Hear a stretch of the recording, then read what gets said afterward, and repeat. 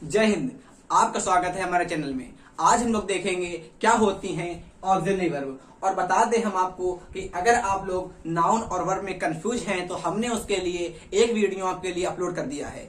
क्योंकि हम आपको मेन वर्ब के बारे में अच्छे से बता चुके थे तो आज हमारा मोटो बनता है कि हम आपको ऑक्सिलरी वर्ब के बारे में बताएं। देखिएगा, सबसे पहला बच्चे कंफ्यूज होते हैं हम लोग कि ऑक्सिलरी वर्ब और हेल्पिंग वर्ब में क्या कंफ्यूजन होता है। तो हम आपको बता दें कि ऑक्सिलरी वर्ब को ही हम लोग हेल्पिंग वर्ब कहते हैं। बट बच्चे तैयारी करते रहते हैं कंपटीशन की, एकेडमी की, उनको पता नहीं होता है। तो सबसे पहले आपको आज एक नई बात पता चली, क्या वो हमारी ऑक्सिलरी वर्ब को ही हम लोग कहते हैं हेल्पिंग वर्ब। तो अगर कहीं पे क्वेश्चन लिखा रहे हेल्पिंग वर्ब या क्या होती है ऑक्सिलरी वर्ब, या आप कहीं अगर पढ़ाएं तो बच्चे कंफ्यूज मत होइएगा और जिसको पढ़ाएं या अपने नॉलेज के लिए भी ध्यान रखिएगा कि ऑक्सिलरी वर्ब को ही हम लोग हेल्पिंग वर्ब कहते हैं और हेल्पिंग वर्ब को ही हम लोग ऑक्सिलरी वर्ब कहते हैं। ग्रामर में हेल्पिंग वर्ब कहें या ऑक्सिलरी वर्ब कहें, उनको हमारा 3 पार्ट्स में ब्रेक करा गया है। एक हमारी होती है बी की फॉर्म, एक हमारी होती है मोडाल्स की फॉर्म, एक हमारी होती है सेमी मोडाल्स।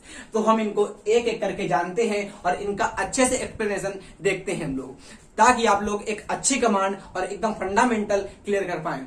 सबसे पहले हम मोडाल्स को और सेमी मोडाल्स को बाद में देखेंगे।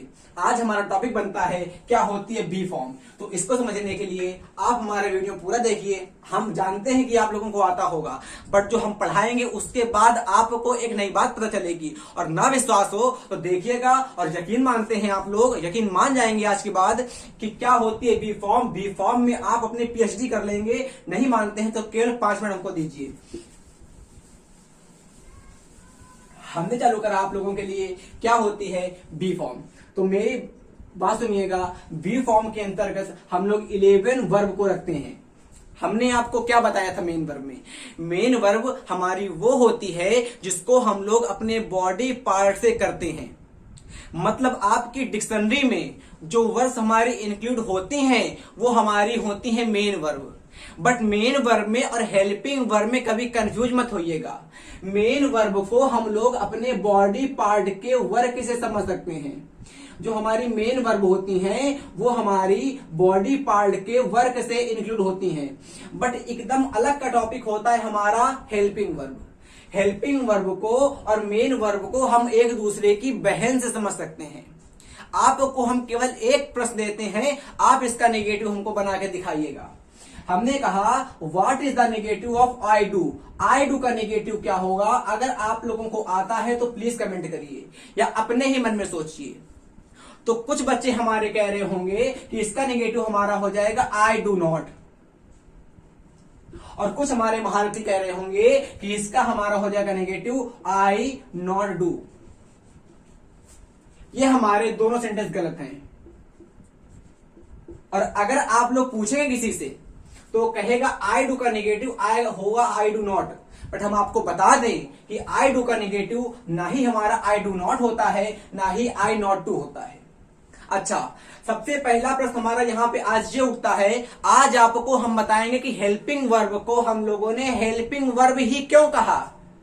मतलब कि हेल्पिंग वर्ब का नाम हेल्पिंग वर्ब ही क्यों पड़ा, इसको और हमने क्यों कुछ नहीं कहा, इसका हमने नाम और कोई क्यों नहीं रखा। सबसे पहला जब हमारी ग्रामर बनी मॉडर्न इंग्लिश में, हेल्पिंग वर्ब का नाम हटा के ऑक्सिलरी को स्वीकार कर लिया गया। आप यहां से एक बात नई बात जाने कि पहले हम लोग ऑक्सिलरी को हेल्पिंग के नाम से जानते थे, बट हमारी मॉडर्न इंग्लिश में हेल्पिंग को हटा के हमारी ऑक्सिलरी आ गई। हम लोग जब पहले पढ़ते थे ग्रामर तो पहले हेल्पिंग के नाम से ही जानते थे। तो जो हमारे ग्रामर मतलब ग्रामेरियन थे वो मूर्ख तो थे नहीं, तो किसी न किसी उद्देश्य पे उन्होंने हेल्पिंग नाम रखा होगा। तो आज आप जानेंगे कि हेल्पिंग वर्ब को हम लोगों ने हेल्पिंग वर्ब ही नाम क्यों रखा। तो देखिए, बस 2 मिनट हमको दीजिए केवल। हमने आपसे कहा कि आई डू का नेगेटिव बताइए आप, तो आपने कहा कि आई डू नॉट या आई नॉट डू होगा। हमने कहा कि बच्चा दोनों के दोनों सेंटेंस हमारे गलत हैं। आपके दिमाग में क्वेश्चन आया कि अगर ये सेंटेंस हमारे गलत हो जाएंगे तो सेंटेंस सही कौन सा हो जाएगा। तो हमने इसका सही फॉर्म में लिख दिया सेंटेंस को, इसका हो जाएगा आई डू नॉट डू। तो कुछ बच्चों का समझ में आ गया होगा, बट कुछ बच्चों के दिमाग में कंफ्यूजन हो गया होगा कि आई डू का नेगेटिव हम लोगों ने आई डू नॉट क्यों कर दिया। अब मेरी बात को सुनिएगा ध्यान से, इस क्वेश्चन को थोड़ी देर के लिए हम इरेज करते हैं। उसके पहले हम जानते हैं कि हमारी क्या होती है बी फॉर्म। बी फॉर्म को समझने के लिए इसको हम 3 पार्ट्स में ब्रेक करते हैं ताकि हमको पढ़ाने में सुविधा रहे और आप लोगों को समझने में भी। तो सबसे पहले इसको हमने ब्रेक करा इस एम आर में, एम आर में, देन डू या डज में, उसके बाद डिड में, फिर हमारा हो गया वाज में।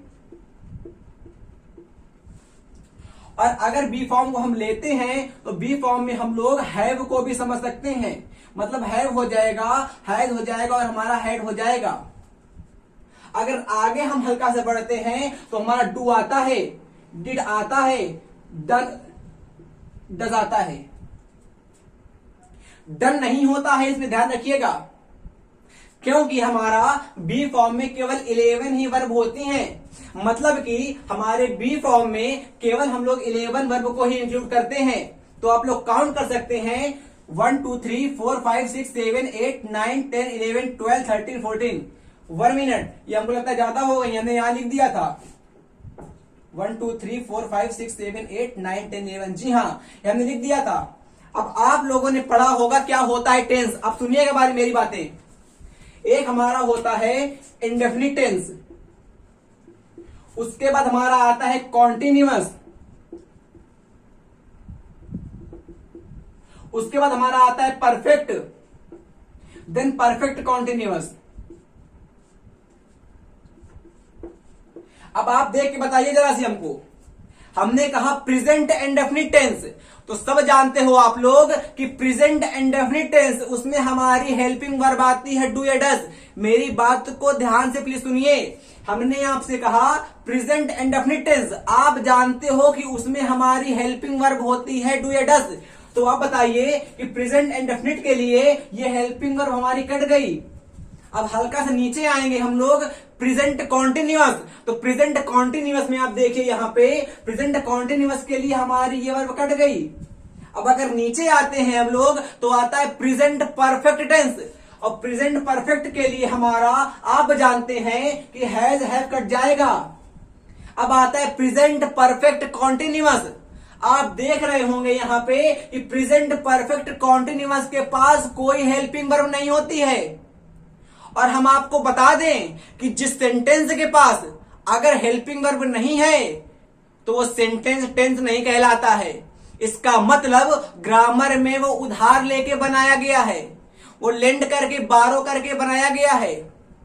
क्यों? ये बात आपके दिलासा के लिए, अपने दिलासा के लिए हम नहीं कह रहे हैं। आप लोग देख पा रहे हैं कि इंडेफिनिट, हमने अगर प्रेजेंट को ब्रेक करा यहां से तो प्रेजेंट इंडेफिनिट हुआ, कॉन्टिन्यूअस हुआ, परफेक्ट हुआ, परफेक्ट कॉन्टिन्यूअस हुआ। हमने आपको क्या बताया कि प्रेजेंट इंडेफिनिट में आप ही जानते हैं, हमने क्या बताया तो आप ही ना जानते हैं कि डू एस को हमने रख दिया, आता है प्रेजेंट कॉन्टिन्यूअस। तो प्रेजेंट कॉन्टिन्यूअस में आप लोगों ने रख दिया हमारे इज़ेमार को, क्योंकि कॉन्टिन्यूअस में इज़ेमार आता है। अब ये क्यों आता है, या कॉन्टिन्यूअस में ही आईएनजी क्यों आती है, परफेक्ट में आईएनजी क्यों नहीं आती, ये टॉपिक बाद का है।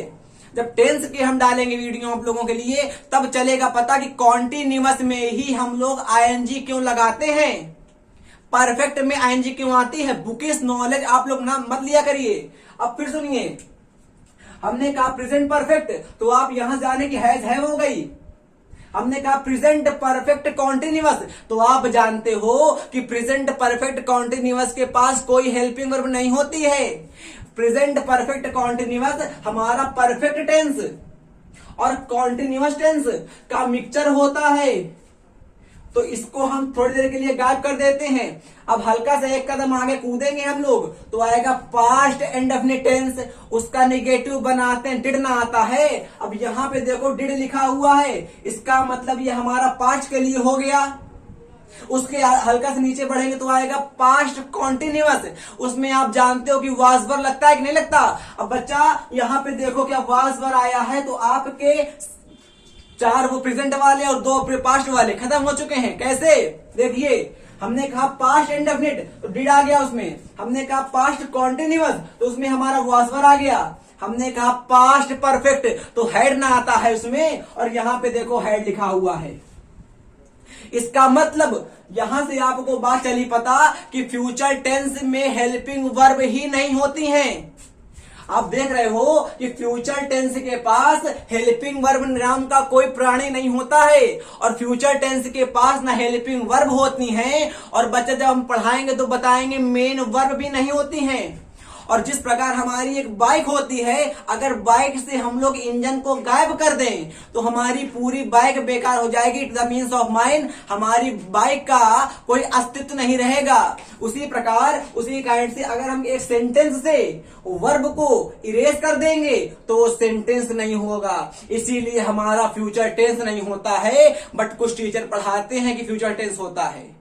हमने कहा अपने स्कूल में जहां पढ़ाते हैं, जहां कॉलेज, मतलब जहां जहां हमने बताया बच्चों को, तो बच्चों को विश्वास नहीं हुआ। फिर सुनिए, अगर जिस सेंटेंस में हमारा वर्ब नहीं है, और वर्ब कैसी नहीं है, फ्यूचर के पास ना ही हमारी हेल्पिंग वर्ब होती है ना ही हमारी मेन वर्ब होती है। अब आप जरा देख के बताइए हमको, जिस सेंटेंस के पास ना ही हेल्पिंग वर्ब है हमारी ना मेन वर्ब है, तो क्या सेंटेंस होगा?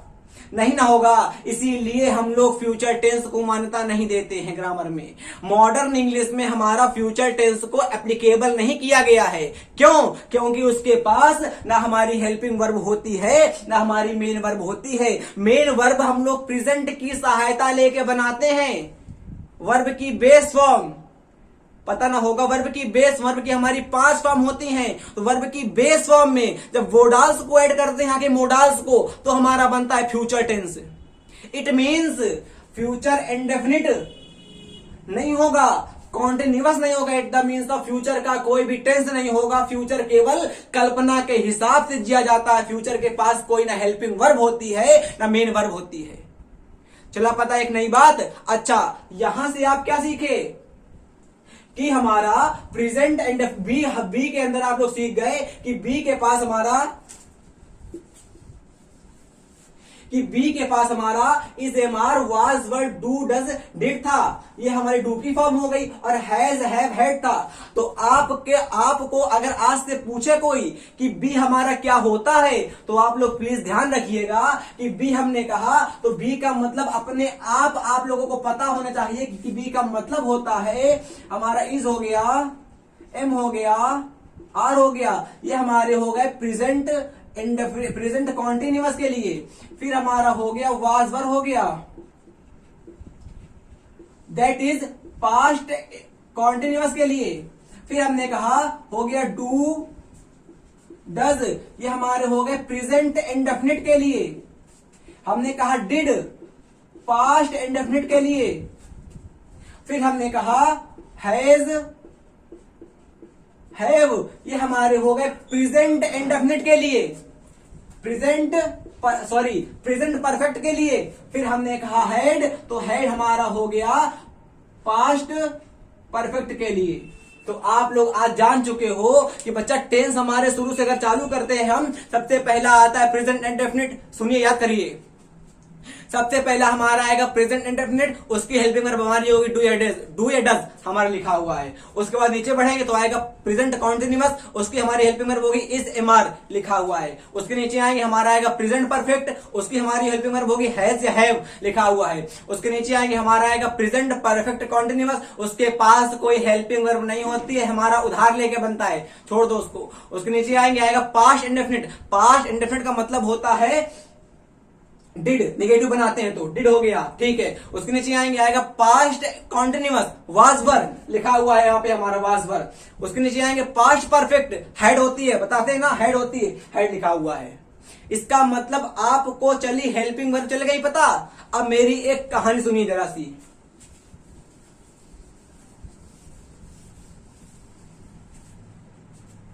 हमने कहा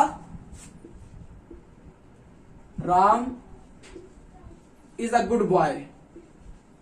आपके सामने सेंटेंस लिखा हुआ है Ram is a good boy, और सेंटेंस नेक्स्ट हमने लिख दिया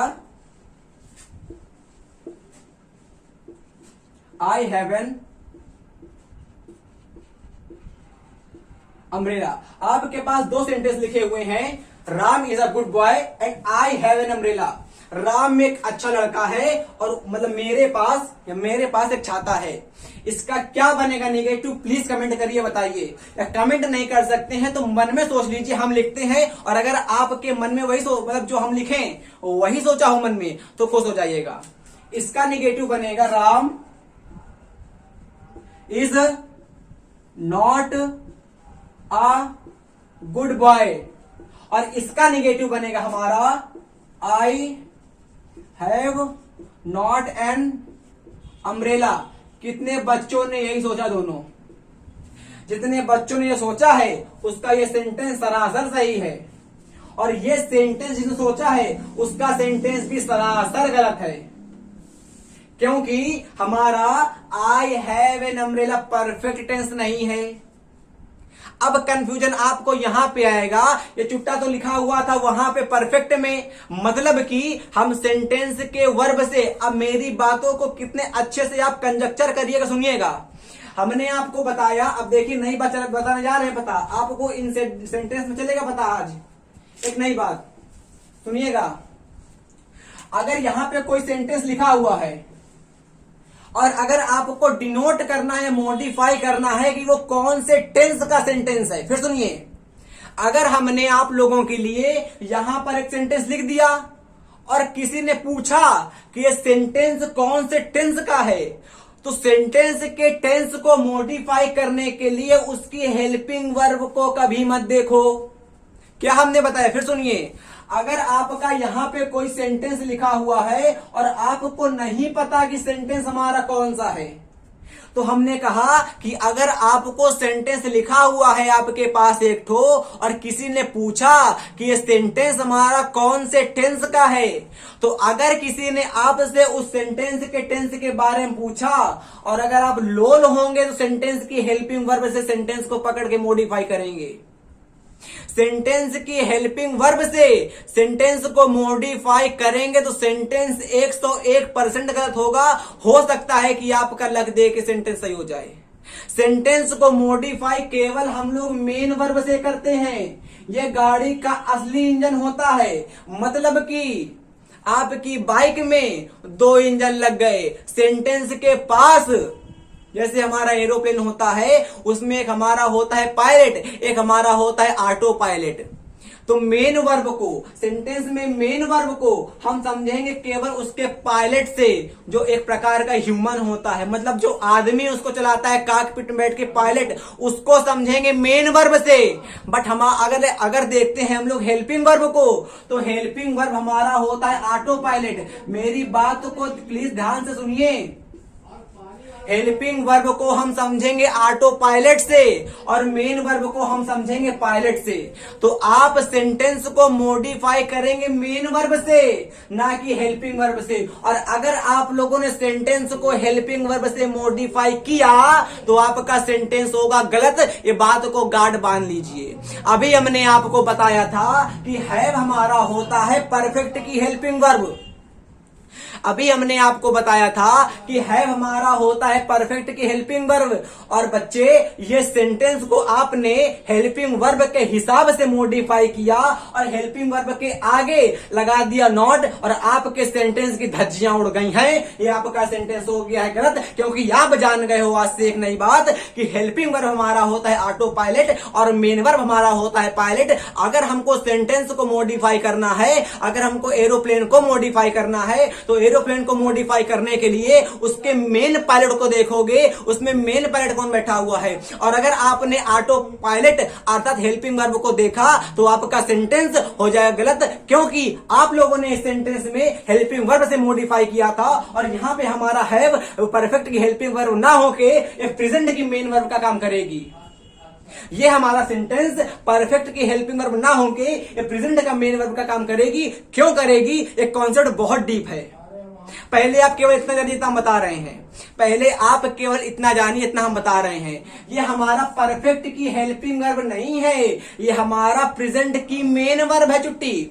इसका मतलब ये हमारा प्रेजेंट की मेन वर्ब है। और कितना जहर सेंटेंस हम यहां पे लिखते हैं आप लोगों के लिए। आप हमको फिर बताइए, आई गो का निगेटिव फॉर्म क्या होता है?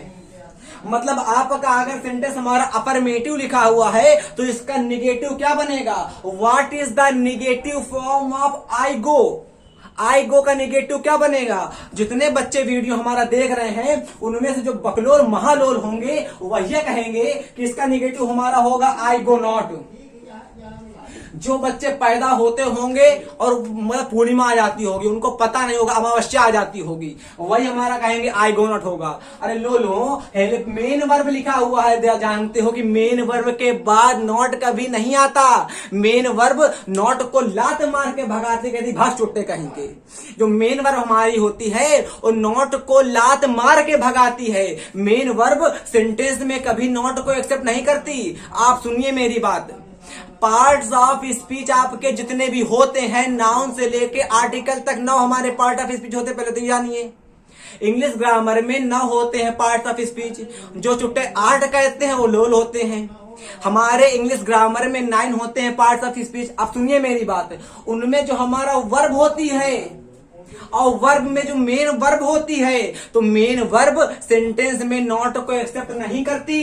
सेंटेंस में मेन वर्ब नॉट को लात मार के भगाती है, कहती भागो, हम तुम्हारे साथ संबंध नहीं रखेंगे, तुम असंवैधानिक हो। नॉट से कहती हेल्पिंग वर्ब कि तुम असंवैधानिक हो, तुम नॉन कॉन्स्टिट्यूशनली हो, इसको हम भगा देंगे। अर्थात यह मेन वर्ब थी। अच्छा छुट्टी, मेन वर्ब काहे थी? हमने आपको पहले के वीडियो में बताया था कि जो हम अपने बॉडी पार्ट से करते हैं वो हमारा होता है मेन वर्ब। फिर सुनो, अगर हमारी बॉडी का कोई भी पार्ट वर्क करेगा उसको हम लोग कहेंगे main verb. It the means of mind, go लिखा हुआ है, आप पैर से न जाओगे। अरे काहे चलते हो पैर से ना? सुनिए ध्यान से, जब आप अपने जाओगे पैर से, इसका मतलब हम सेंटेंस को मॉडिफाई मेन वर्ब से नहीं करेंगे, मेन वर्ब से करेंगे, और ये आपका सेंटेंस हो जाएगा प्रेजेंट इंडेफिनिट। और सेंटेंस में यहाँ पे गो लिखा हुआ है, और गो मतलब नॉट को लात मार के भगाती है, कहती है नॉट भैया तुम्हारे साथ रिलेशन नहीं रखेंगे, तुम असंवैधानिक हो, हमको संविधान का दर्जा प्राप्त है। मेन वर्ब कहती है कि हमको संविधान का दर्जा प्राप्त है, अगर नाट आएगा तो नाट को लात मार के भागेगा कि भाग छुट्टे कहीं के। और इसका नेगेटिव हमारा बन जाएगा आई डू नॉट गो। तो यहां से आप लोगों ने सीखा, क्या सीखा? कि मेन वर्ब और हेल्पिंग वर्ब, हमने आपको शुरुआत में बताया था कि मेन वर्ब और हमारी हेल्पिंग वर्ब दोनों होती हैं बहनें। कौन ने? बहनें। मेन वर्ब और हमारा हेल्पिंग वर्ब दोनों हमारी होती हैं बहनें। अब एक बहन हमारी मेन वर्ब ठीक नहीं थी, तो एक बहन ने नॉट को लात मार के भगा दिया, कहेगी तुम भागो, तो नॉट आएगा, हेल्पिंग वर्ब पास आएगा, कहेगा हमको आप ले लो। मेन वर्ब हमारी, सुनिए ध्यान से, हमारे पास 2 बहनें थी, एक हमारा था मेन वर्ब, एक हमारा था हेल्पिंग वर्ब। समझ आ रहा है? हमारे पास 2 बहनें थी, एक हमारा था मेन वर्ब, एक हमारा था हेल्पिंग वर्ब। अब मेन वर्ब ने कहा नॉट से कि लात मार के भगा दिया, नॉट भाग गया हेल्पिंग वर्ब पास। हेल्पिंग वर्ब से नॉट कहता है कि आपकी बड़ी बहन ने हमको लात मार के भगा दिया, तो हेल्पिंग वर्ब कहती है कोई बात नहीं, हम आपको एक्सेप्ट करेंगे। और यहां देखिए डू हमारा, हमने आपको अभी बताया था कि बी की फॉर्म हमारी होती प्रेजेंट इंडेफिनिट, बी की फॉर्म हमारी होती डू, डज होती नहीं होती। तो यहाँ पे आई के साथ डू आ गया, और डू हमारी मेन वर्ब की बहन है, ये हमारी मेन वर्ब है, और डू जो डू लिखा है ये हमारी मेन वर्ब की बहन है, इसलिए यहाँ पे डू आ गया। क्यों? क्योंकि डू हमारी हेल्पिंग वर्ब थी। जब एक बहन ने नॉट को लात मार के भगाया है, तो दूसरी बहन नॉट को उतने ही प्यार से एक्सेप्ट कर लेगी, कहेगी आओ, और नॉट में हेल्पिंग वर्ब पास आ गया, कहेगा आ गए, और आपका निगेटिव तैयार हो गया। तो यहां से आप एक नई बात सीखे कि मेन वर्ब के आगे कभी नॉट नहीं लगता है, नॉट हमेशा हेल्पिंग वर्ब के पास ही आएगा। मतलब जो नॉट होता है वो आपका मेन वर्ब एक्सेप्ट नहीं करती, लात मार के भगाती है, और नॉट को केवल हेल्पिंग वर्ब ही एक्सेप्ट करती है। आप प्लीज यहां पे देखिए, एक सेंटेंस हमने लिखा था आई हैव एन अम्ब्रेला। अब इसका हमने निगेटिव पूछा, अच्छा, हमने आपको 2 पॉइंट्स दिखाए बातों ही बातों में, क्या कि कभी भी हम सेंटेंस को हेल्पिंग वर्ब के, कभी भी हम सेंटेंस के टेंस को हम हेल्पिंग वर्ब से मॉडिफाई नहीं करेंगे। अगर हमने सेंटेंस के टेंस को हेल्पिंग वर्ब से मॉडिफाई किया तो हमारा सेंटेंस की धज्जियां उड़ जाएंगी। तो सेंटेंस को हमेशा मेन वर्ब के हिसाब से ही मॉडिफाई करेंगे। बट कुछ बच्चों ने यहां पे सेंटेंस को मतलब हेल्पिंग वर्ब के हिसाब से मॉडिफाई किया, तभी ना आपका सेंटेंस गलत हुआ। अब मेरी बात को सुनिए ध्यान से। हैव का मतलब होता है हेल्पिंग वर्ब, और हैव का मतलब जब हमारा मेन वर्ब होता है तो उसका मतलब होता है पास रखना। क्या होता है? पास रखना। मेरे पास एक छाता है, आई हैव एन अम्ब्रेला। अब हमने आपको ऊपर क्या बताया था कि जो मेन वर्ब होती है वो नॉट को एक्सेप्ट नहीं करती है। मेन वर्ब नॉट को लात मार के भगाएगी, कहेगी भागो, तो हेल्पिंग वर्ब आएगी बहन। अब नॉट भागेगा हेल्पिंग वर्ब पास, कहेगा दीदी, दीदी नहीं, कहेगा स्पाउंस, कहेगा हम आपके पास आ जाएं, तो कहेगी आ जाओ। अब हेल्पिंग वर्ब के साथ नॉट आके चिपक जाएगा। इसका मतलब है भी हमारी हो गई मेन वर्ब, और नॉट हमारा हो गया वो भगौड़ा, जो हम जिसको मेन वर्ब ने लात मार के भगाया था। इसका मतलब ये हेल्पिंग वर्ब, मतलब ये मेन वर्ब है, हमारी मेन वर्ब थी नहीं थी, तो है हमारी मेन वर्ब नॉट को लात मार के भाग गया। भाग छुट्टे गए, भाग भाग भाग भाग भाग गया, नॉट भागा। अब नॉट की बेइज्जती हो गई। अब हमको तो भाई सेंटेंस का निगेटिव दिया है टीचर ने, तो बनाना पड़ेगा। अब बनाएं कैसे? तो बनाएं कैसे? मार्कर से या पेन से बनाएंगे। सुनिए ध्यान से, ये सेंटेंस का बनेगा negative. I do not have an umbrella, क्योंकि बच्चा ये सेंटेंस हमारा है प्रेजेंट इंडेफिनिट। प्रेजेंट इंडेफिनिट में वर्ब की फर्स्ट फॉर्म आती है, आपको पता होगा, बचपन से पढ़ रहे हो, और हमारे साथ पढ़ते रहो तो ग्रामर एकदम हंसी हंसी में सिखा देंगे। सुनिए ध्यान से, हैव हमारा वर्ब की फर्स्ट फॉर्म होती है। वर्ब की फर्स्ट फॉर्म होती है वर्ब की बेस फॉर्म, और वर्ब की फर्स्ट फॉर्म होती है वर्ब की बेस फॉर्म हमेशा होती है प्लूरल, अर्थात इट मींस ये हमारा हो जाएगा प्लूरल। वर्ब की मेन वर्ब, तो मेन वर्ब ना कहोगे, पक्का ना। हैव को हम लोग मेन वर्ब और हेल्पिंग वर्ब दोनों के रूप में समझ सकते हैं। कैसे समझेंगे? पढ़ते रहिए, बताते हैं अभी। सुनिए ध्यान से। तो हमने कहा I do not have an umbrella, इसका निगेटिव बनेगा। चल गया ना पता? काहे बनेगा भैया? बता दिया हमने, क्योंकि हैव हमारा होता है मेन वर्ब भी हमारा होता है, और हैव हमारा होता है हेल्पिंग वर्ब भी। जिस सेंटेंस में हमारा मेन वर्ब एब्सेंट होती है तो उस सेंटेंस में हेल्पिंग वर्ब ही मेन वर्ब का काम करती है। तो ये सीख लो। फिर सुनो, अगर हमारा एक सेंटेंस में मेन वर्ब एब्सेंट है, मेन वर्ब किसी के साथ गई है घूमने, कौन ने? घूमने। मेन वर्ब जो ना है वो किसी के साथ गई घूमने। अब मेन वर्ब किसी के साथ घूमने गई है तो उसकी बहन हमारी होगी हेल्पिंग वर्ब, वो भी तो आएगी मेन वर्ब को देखने। सुनो कहानी बताएं, मेन वर्ब जाती है घूमने तो हेल्पिंग वर्ब उसको देखने आती है कि मेरी बड़ी बहन क्या कर रही है। आई ना? अरे मेन वर्ब गई थी घूमने तो हेल्पिंग वर्ब आई देखने। अब कैसे आई? अपने प्रेमी के साथ ना आई, नॉट हमारा प्रेमी नहीं है, तो नॉट अब आ गई। देखो भाई साहब, हमने कहा I do not have an umbrella, इसका मतलब ये हमारा सेंटेंस था प्रेजेंट इंडेफिनिट। और आप जानते हैं कि प्रेजेंट इंडेफिनिट में प्लूरल के साथ हम लोग लगाते हैं डू, और सिंगुलर के साथ लगाते हैं डज, और ये आपका होता है प्लूरल। अब क्यों होता है प्लूरल? मतलब आय को ही क्यों कहते हैं प्लूरल? ये भी कॉन्सेप्ट अच्छा है, बट किसी से पूछोगे तो बताएगा नहीं वो, और कहेगा आप लोल हो, तो उससे कहना हम लोल तो आप महालोल हो गए, नहीं ना हो गए। अरे भाई जब पूछा गया आई हमारा होता है प्लूरल तो काहे होता है, टीचर को बताना हमारा उद्देश्य बनता है, बट किसी को पता ही नहीं होता तो कहते हैं एप्पल माने सेब, तो सेब ना होगा, नहीं होगा। हम आपको बताएं काहे माने होता है प्लूरल। सुनिए ध्यान से, हमने कहा I do not have an umbrella, अब बन गया। अब हमने आपके दिमाग में क्वेश्चन ये आया कि Ram is a good boy, इसका negative Ram is not a good boy काहे बन गया? अरे भैया ये भी तो हमारा था मेन वर्ब, तो यहाँ की मेन वर्ब ने नॉट को लात मार के काहे नहीं भगाया? ये भी तो क्वेश्चन पूछोगे। अरे ये भी तो हमारा मेन वर्ब है, काहे मेन वर्ब है? हमने आपको क्या बताया कि जिस सेंटेंस में मेन वर्ब हमारा अब्सेंट होती है उस सेंटेंस में हेल्पिंग वर्ब ही मेन वर्ब का काम करती है। फिर सुनो, अगर आपके एक सेंटेंस में मेन वर्ब किसी के साथ गई है तो हमारी हेल्पिंग वर्ब ही मेन वर्ब का काम करेगी। इसका मतलब यहां पे आप लोगों का इज लिखा हुआ है, यहां पे इज आपका मेन वर्ब है। इज हमको जानते हैं, इज हमारा होता है बी फॉर्म, इसको हम लोग बी वाली फॉर्म से समझते हैं, बट ये हमारा हेल्पिंग वर्ब होता है। अभी आपने बताया, हाँ हमने बताया, बट हमने आपको ये भी बताया अगर एक सेंटेंस में आप लोगों का मेन वर्ब अब्सेंट है तो उसमें हेल्पिंग वर्ब ही मेन वर्ब का काम करेगी। इसको हम एक बार दो बार बोलेंगे, प्लीज आप लोग हमारे साथ बोलिए और याद कर लीजिए।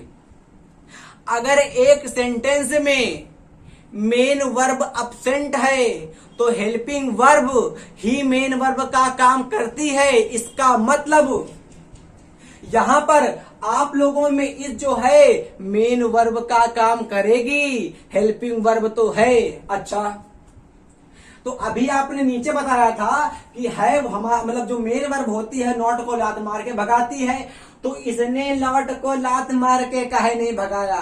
तो भैया होता ऐसा है कि सब हमारी लड़कियां एक जैसे नहीं होती हैं, इसीलिए सब हमारी हेल्पिंग वर्ब एक जैसी नहीं होती हैं। अरे कुछ अच्छी भी ना होती हैं, तो इस हमारी अच्छी वाली है, तो इसको हम लोगों ने कह दिया अच्छी वाली। क्यों?